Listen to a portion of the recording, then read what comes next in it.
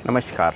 आज मैं आपको किराना के बिज़नेस के बारे में बताने आया हूँ कि कैसे आप किराने का बिज़नेस कर सकते हो।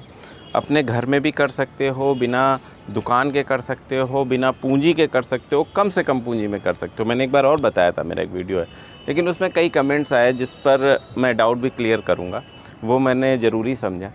तो क्या है कि आप कैसे करोगे, सबसे पहले तो आप इसे करने के लिए सबसे पहले आप कुछ पम्पलेट छपवाओगे। उसमें पम्पलेट में अपनी जो भी आपने दुकान का सोचा हो या अपना कोई बिज़नेस के बारे में सोचा हो, उसका नाम छपवा लो, सीधी सी बात है। और उसमें ये लिख दो कि प्रॉपर बहुत अच्छी क्वालिटी का माल, बहुत कम रेट पे और बहुत अच्छी क्वालिटी का माल आपको डिलीवर होगा। फिर वो सारे के सारे पम्पलेट और उसमें अपनी चीज़ें लिखवा लो कि क्या क्या आप देने वाले हो। और मुझे पता है कि आप बहुत सारी चीज़ें देने वाले हो, तो आप वो आएगा नहीं, उस पम्पलेट में पूरा नहीं आएगा। दूसरी चीज़ मैं कहता हूँ कि रेट कैसे फ़िक्स करोगे, कैसे वो जानेगा कि किस रेट पे क्या माल है। तो जब वो व्यक्ति, आप उसमें लिखिए कि एकदम उचित रेट पे है, आप कॉल करके अपने लिस्ट की रेट देख सकते हो या व्हाट्सअप कर सकते हो अपनी लिस्ट। हम एक बहुत उचित आपको कोटेशन देंगे। तो इस टाइप से आप कर सकते हो। अब वो सारा पम्पलेट आप देखिए, ये काम जो होगा ये अपार्टमेंट में ही होगा मोस्टली। ये गांव के लिए नहीं हो सकता है, गांव में ये करने की ज़रूरत नहीं है, क्योंकि वो सक्सेस नहीं होगा। अच्छी जेंट्री, अच्छे अपार्टमेंट, जहां पे अपार्टमेंट हो वहाँ पे होगा, या बहुत जहाँ घनी बस्ती हो वहाँ भी हो जाएगा। लेकिन अपार्टमेंट में सबसे अच्छा चलेगा। इसके बाद आप अपार्टमेंट डोर टू डोर जाइए, उसको लेके जाइए, सबको पम्पलेट दीजिए। अगर जहाँ सेफ्टी सिक्योरिटी की बात है और आपको अंदर जाने नहीं दिया जा रहा है, तो फिर आप वहाँ पे न्यूज़पेपर में रख सकते हैं।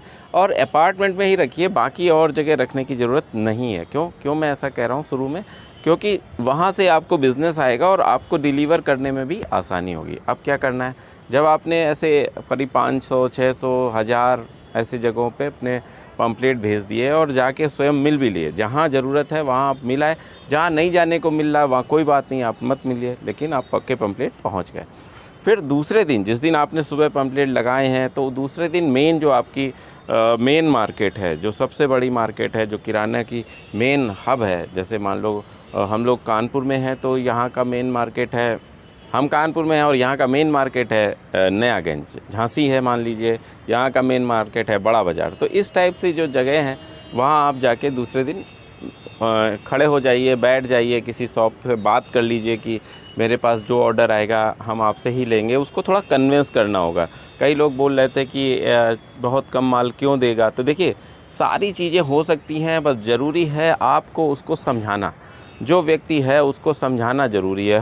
सर हम आपके यहाँ फ्री में काम, मान लीजिए आपने बोला उस होलसेलर से कि हम आपके यहाँ फ्री में काम कर ले रहे हैं, हम आपकी सारी मदद करेंगे, मेरे जो ऑर्डर आएंगे वो हम पैक कर लेंगे, बाकी आपका तो हम फ्री में काम कर रहे हैं। तो इस टाइप से भी आप काम कर सकते हो। मान लीजिए आप जिस होलसेलर के यहाँ आपने बात कर ली कि मैंने पैम्पलेट दिए हैं, मेरे पास ऑर्डर आ सकता है, तो मैं आपके यहाँ फ्री में काम कर ले रहा हूँ, मैं आपकी सामान जो भी कस्टमर आएगा उनको दूंगा, लूँगा, सब कर सकता हूँ। और जब मेरा ऑर्डर आएगा तो मैं आपके उसी रेट पे मैं अपने भी ले लूँगा। तो आपको क्या होगा, फ़ायदा होगा।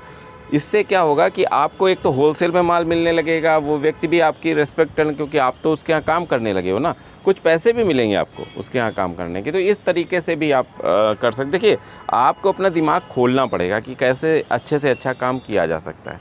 अब क्या होता है कि जब आप पम्पलेट छपवा देते हो, आप वहाँ ऑर्डर चला जाता है, फिर आपको बार बार नहीं भागना है। दिन में मान लीजिए आपके पास 2, 4, 5, 10 जितने भी ऑर्डर आए, आपको शांति रखनी है।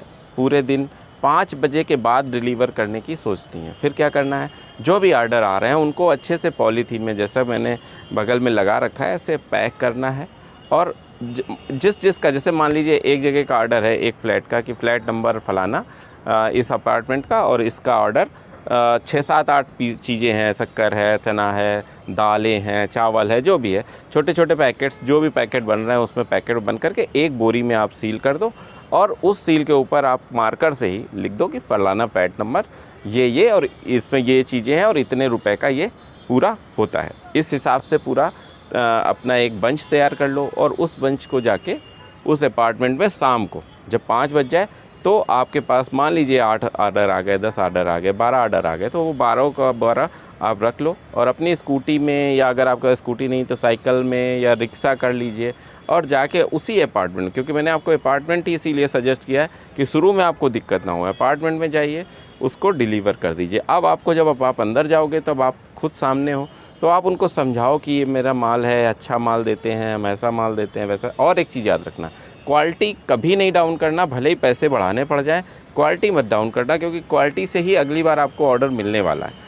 अब पहले आपको समझाना होगा, फिर अगला ऑर्डर आपको आपकी क्वालिटी से मिलेगा। जब वो देखेगा नहीं यार बिग बाज़ार वाली क्वालिटी है, बिग बास्केट वाली क्वालिटी आ रही है, बड़े बड़े जो कंपनियां हैं उससे बेटर क्वालिटी आप दे रहे हो और रेट आप उससे बहुत कम ले रहे हो, तो ये सब जो चीज़ें होती हैं ना, वो आपको बहुत अलग बनाएंगी और आपसे माल लेगा व्यक्ति। ऐसा नहीं है कि माल नहीं लेगा, लेकिन उसके लिए थोड़ा सा धैर्य रखना होगा, समझाना होगा। एकदम से परेशान होने से कुछ नहीं होगा और ना माल बिकेगा।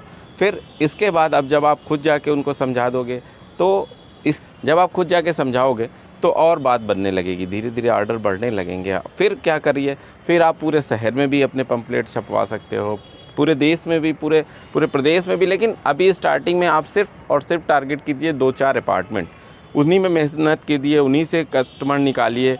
कैसे क्या हो सकता है देखिए। इन सब चीज़ों से क्या है ना, आपका एक तो माइंड विकसित होगा, आपको नई नई चीज़ें सीखने को मिलेंगी, नई नई प्रॉब्लम्स आपको फेस करने को मिलेंगी।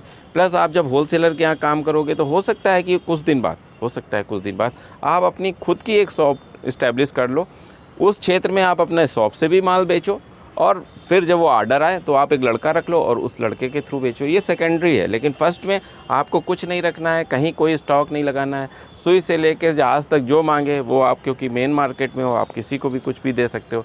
लेकिन स्टैंडर्ड माल का स्टैंडर्ड अच्छा होना चाहिए, आपकी पैकिंग अच्छी होनी चाहिए, ये सब चीज़ें बहुत ही अच्छी होनी चाहिए। प्लस एक सीलर मशीन ले लो, जो सील करने के लिए होती है, वो भी मैंने बगल में लगाई है। ऐसी मशीन ज़रूर ले लो ताकि एक स्टैंडर्ड माल लगे। देखिए अभी आपका माल ही आपको वहाँ बताएगा कि क्या स्टैंडर्ड है क्या नहीं, तो आपको स्टैंडर्ड माल लगने के लिए आपको इन सब चीज़ों की ज़रूरत पड़ेगी ही पड़ेगी।